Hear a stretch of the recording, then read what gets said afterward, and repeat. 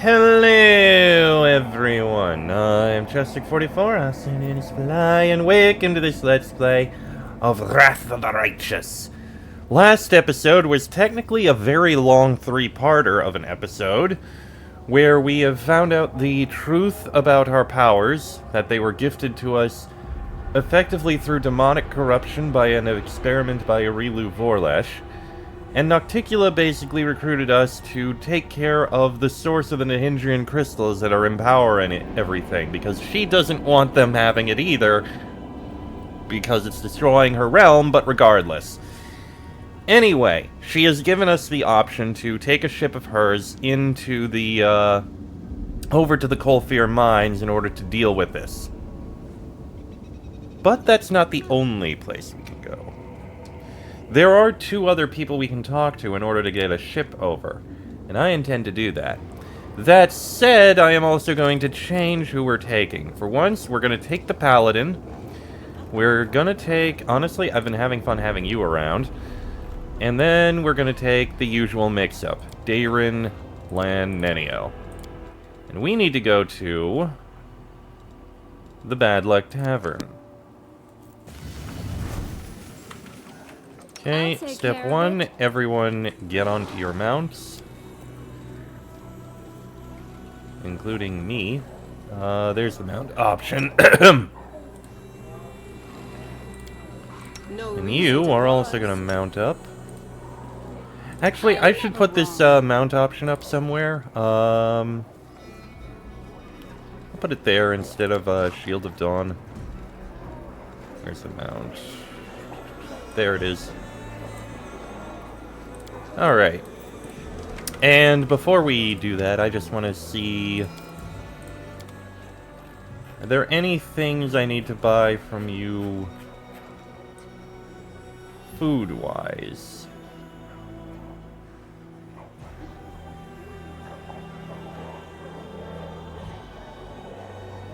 The answer might be no. No, I think I've bought all the food stuff. Okay, we're fine. But as for who we're going to talk to, Milara. The sorceress nods to you affably, though judging by her eyes, her thoughts are far from happy. I'm glad to see you again. Do you know a pirate named Kurz?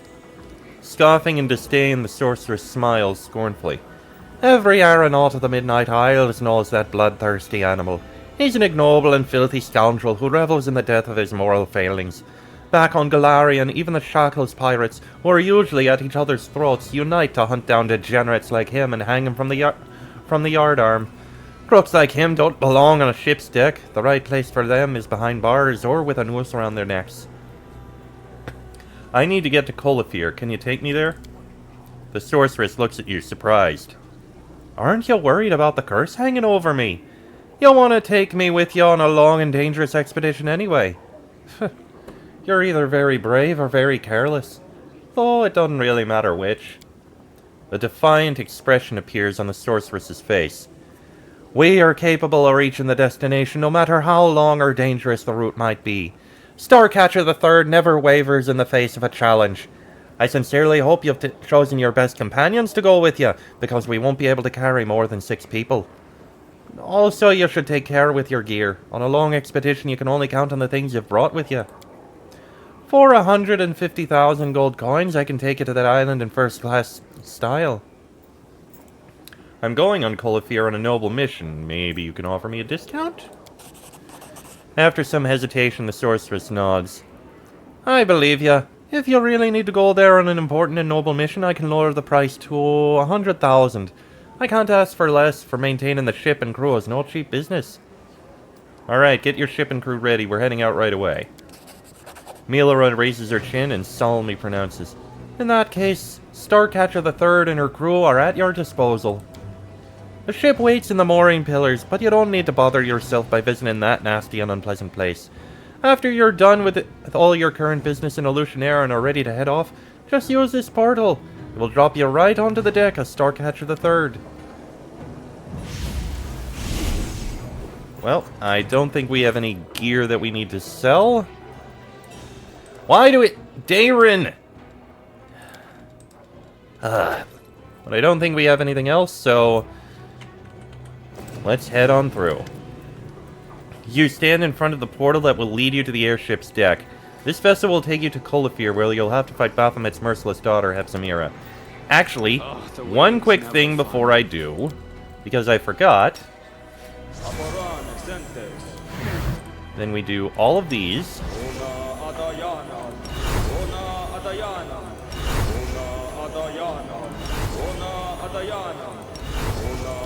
And was there anything else that would be useful? I mean, Death Ward is pretty good.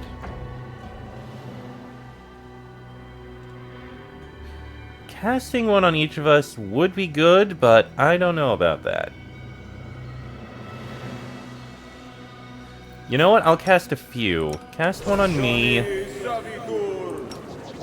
Cast one on... You know what? Just me.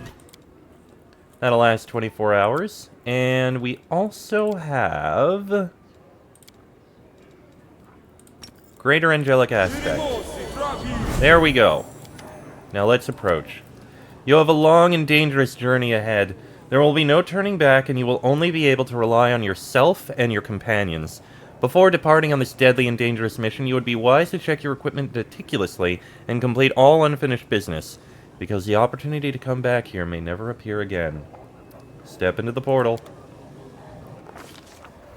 The route marked on the map connects Elenithia and Kolafir with a black line. It is straight and steadfast, just like the commander herself, determined to catch and slay her enemy, Hepzimira, Baphomet's daughter, at all cost. Starcatcher III easily catches the air current and glides forward. Instilled by the grim sorceress called Melara, discipline installed by the grim sorceress called Melara reigns over the ship. Silent and diligent sailors sweep away the tiniest signs of mess on deck with the eagerness of zealous inquisitors. The voyage is only just underway, but the commander and her crew are already facing their first challenge. Having spotted the lone ship, a flock of harpies rises from the coastal rocks. Armed with hooked talons and carnivorous grins, they rush upwards, squawking. Eerie, harmonious, enchanting songs fill the air.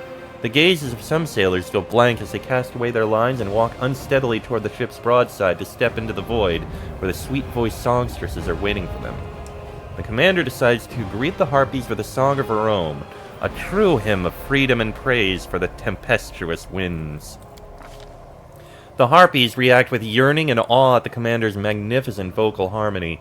Their malicious magic dissipates, but the winged man-eating predators follow the ship for a while, admiring the commander's voice and singing paeans in her honor. Well, goddamn. Counter-charmed the charmers. Many cultures consider malice and belligerence to be contagious diseases.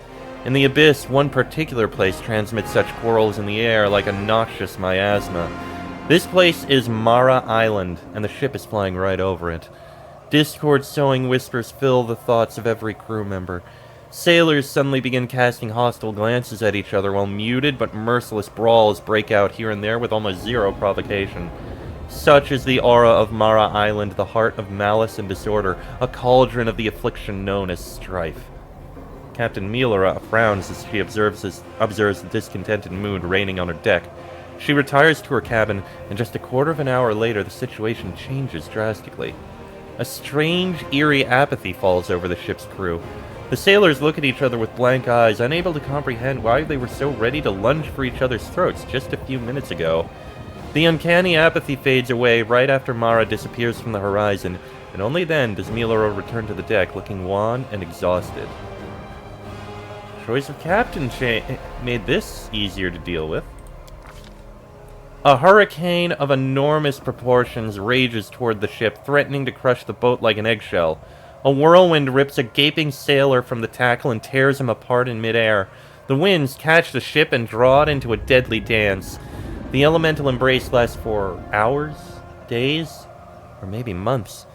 Within the stormy darkness and the chaos of crashing, salty waves, mere moments seem like an eternity. It feels as if the wild winds have subdued even time itself, twisting it into a bizarre spiral.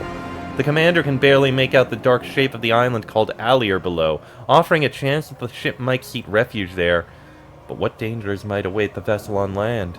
Would it be smarter to make a valiant attempt to drive the ship through the raging elements? I think caution is better. Order a landing on Alir. Fleeing from the storm that shreds the skies like a hawk ripping into a partridge, the ship descends into the dense undergrowth of Alir. Will this decision lead to salvation or damnation? Only time will tell. As a rule, death is associated with cold and desolate places that look entirely unlike the densely forested Alir. But one should not forget that in the abyss, alive means dangerous. After a night, a day, and yet another night, the hurricane finally blows itself southwest of Alir. The skies clear, and the mast no longer shudders from the wind's onslaught. Upon emerging from their hiding places, the sailors report with unpleasant surprise that the hull of the ship is tightly ensnared by vines and tree roots, which seem to have discovered and captured their prey with incredible alacrity. A quick head count reveals that several sailors have gone missing while standing watch on deck. Most probably, they fell prey to the near-sentient predatory plants that have made Alir notorious. The commander spurs on the sailors, ordering them to draw their axes. A fierce battle rages around the ship. On one side, predatory plants unleash volleys of thorns, waves of suffocating pollen, and grasping vines eager to drag anyone not nimble enough into the thicket. On the other side, screaming sailors chop mercilessly at the entangling vines and bark-armored branches. The ship is surrounded by a mess of chopped plants, and the sailors eagerly cut the hard roots binding the vessel to the soil.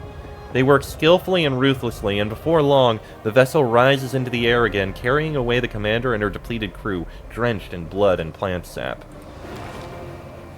The outbreak of an epidemic in the close quarters of an airship is a calamity that can easily turn any vessel into a flying mortuary, grimly cruising the airstreams.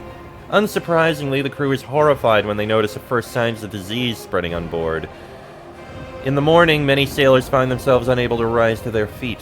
The afflicted are racked by a merciless fever, and several of those most weakened by the journey have already stopped breathing. Neither spells nor mundane cures seem to help. The commander... A wild drinking party? I think not. Establishes a field hospital on board. Actually, this one's a guaranteed success. Having tempted the crew with a drinking party, the commander accidentally discovers a miracle cure. In the midst of the spree, the sailors gather all the booze on board and pour it into a huge barrel where it mixes and bubbles. The resulting monstrous cocktail not only produces staggering drunkenness, but also effectively drives out the disease that has been gripping the ship. Many mages and alchemists would love to study the disinfecting properties of this, elixir, but unfortunately by the next morning the barrel has been drained dry. Every aeronaut dreams of distant voyages, gazing upon wonders, and collecting a bounty after arriving at their destined port. But no one ever dreams of fighting harpies, monstrous storms, carnivorous plants, or invisible but deadly diseases. The crew is tired, rancorous, and craving an opportunity to unleash their anger. Brandishing their cleavers, they surround the commander. Not all of them, of course, but enough to pose a genuine threat. Captain Melora, calm down your crew. The sorceress produces a bundle of amulets and puts them on with visible disgust. Her eyes darken, and an echoing darkness appears in the eyes of the mutineers. Moving like mechanical dolls, they return to their lines and get back to work, but their leader and main instigator staggers to the ship's side and steps off into the void. A second before he hits the water, his trance breaks. With a desperate scream, he tries to spread his wings, but it's too late. Melora tears off the amulets and disappears into her cabin. She emerges several hours later, her face pale and her eyes red and puffy. Colafir is in sight. However, this is not the end of the expedition, for the commander. After all, journeys end in a safe port where the fortunate survivors may heal their wounds, quench their thirst, and drink away their loot. Colafir promises nothing of the sort. It is all grim rocks, gloomy caves, and the horrible creatures lurking within. One such creature notices the ship and takes flight. The beast is an umbral dragon, its scarlet eyes sparkling rapaciously, its jaws opening hungrily, and the airship seems a convenient snack for this monster. The commander... Definitely not. That is not going to succeed. Perception could work. Tries to land the ship as soon as possible. Despite the impenetrable darkness of the night, the crew spots the sharp fangs of rocks capable of ripping through the ship's hull during landing. Searching for a suitably flat patch takes much longer than expected, allowing the monster to fall upon the ship before it has time to land. What happens on the deck after that cannot be called a fight, it is a massacre. The sailors' weapons bounce off the dragon's scales, but its sickle-shaped claws slice through their bodies with ease.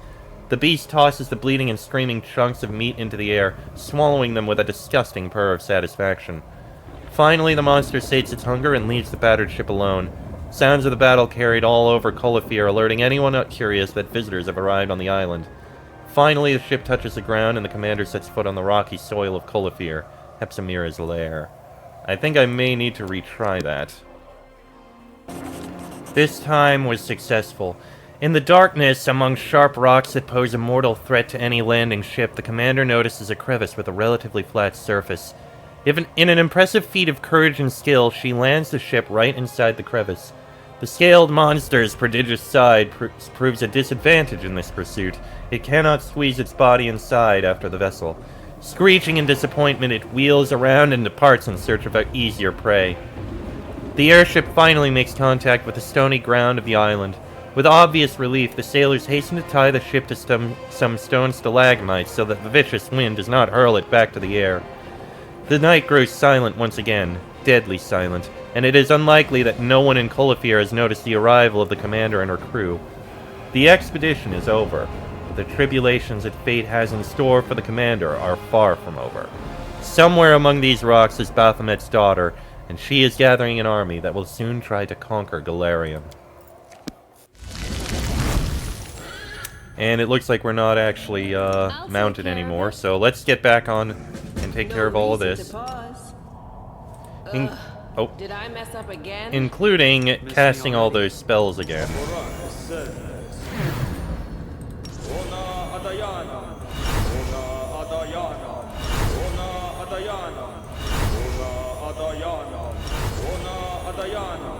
Cast this on me. And cast this. Hello, Milora. We've arrived. As promised, Starcatcher III has carried you safely to your destination. I pronounce this expedition complete, relieve you of your position as captain, and wish you good luck on your mission. What are you going to do now? I gave the crew a few minutes to stretch their legs before we depart from Colofir.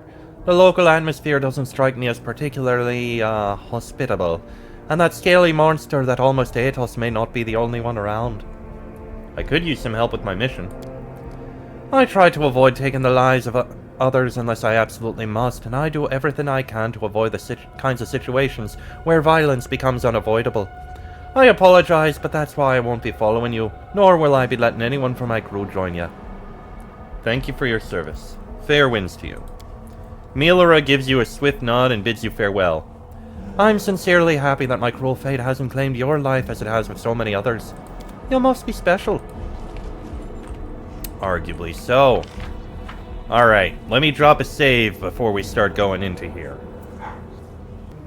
Alright, what is the heroism? Oh, right, because of Aivu! Aivu gives everyone heroism, doesn't she? I'm gone. Nice. Oh. Brave hero, come to my aid, I beg you. This feels like a trap, but we may as well. Help, I'm in trouble. Oh, who will save me? A great reward awaits the hero who rescues me. We do it my way. Alright, alright. Hostile creatures there, but what is in here? Fulsome Queen. The thing in front of you bears a passing resemblance to Nocticula, but even a blind person cannot mistake this creature for the Lady in Shadow. The demon's body is an oozing pile of filth and excrement, and it exudes a stench that would make the latrines of a poorhouse in Alushanira smell like a flower shop in comparison. Moreover, this creature sounds nothing like Nocticula. The demon's voice is thick like concealed portion. Her words slur and slurp together as if they are being stirred with a spoon. Greetings, hero! Len, look! I found you a girl. You stupid jerk, I've had it with...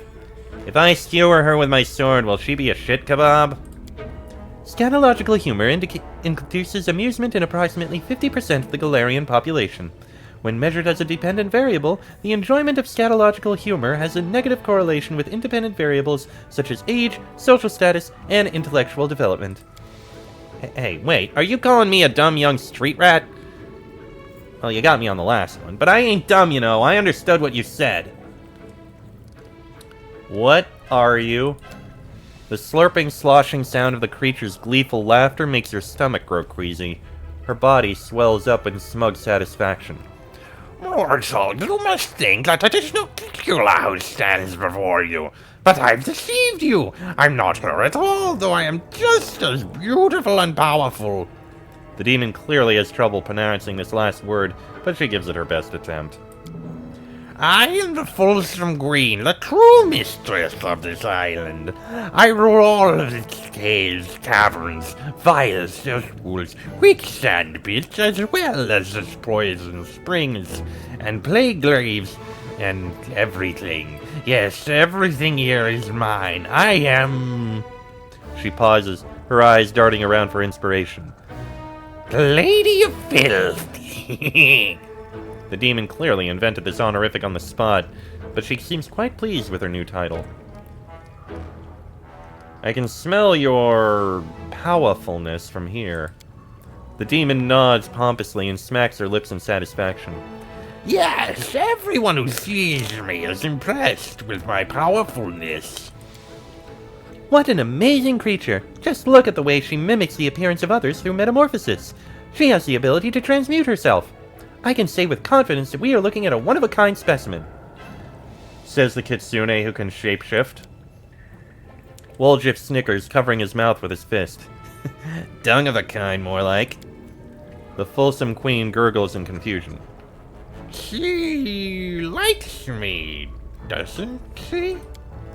You are a delightful specimen, a fecal demon worthy of a special place in a museum.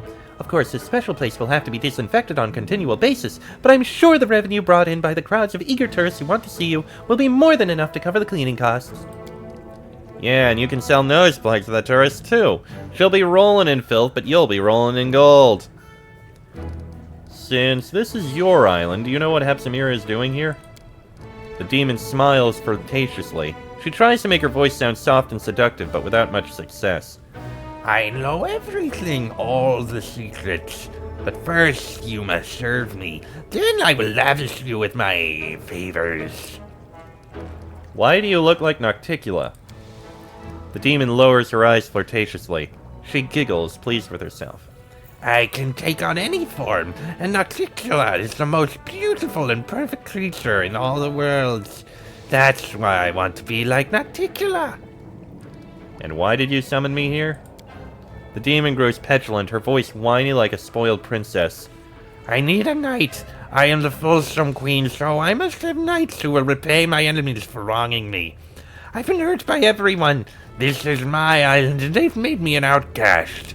They kicked me out of the big wet cave, and they don't respect me at all. Especially that overgrown lizard, that black dragon. She chased me away, mocked me, and then tried to eat me. Dragons are nasty. Be a good knight and kill the dragon. Well, there are nasty dragons in the world, of course, but this stinky thing has no room to talk. An umbral dragon? I've encountered this beast before. The demon's quarrelsome voice sounds like a bubbling swamp full of poisonous gas. Did she hurt you too? She has hurt me many times. I'm strong, but she has wings, and it hurts when she spits. Let's kill her. You kill her in my honor. Was she really trying to eat you? I find that hard to believe. The Fulsome Queen sniffs tearfully and says in a whiny, petulant voice, Yes, no one has ever been that impertinent. No one has ever tried to eat me before, ever. And that nasty dragon, she bragged about eating everything, even dead souls. She giggled and said she never had anything like me before, and I chased her away. But she'll be back. I don't like being chewed. It was so disgusting. She chewed you? Ew, I don't want to even think about that. Why should I kill your enemies? The queen tries to look seductive, but merely succeeds in striking an awkward pose. There's a purr in her voice as she gurgles. Because I asked you to? Isn't that enough of a reason?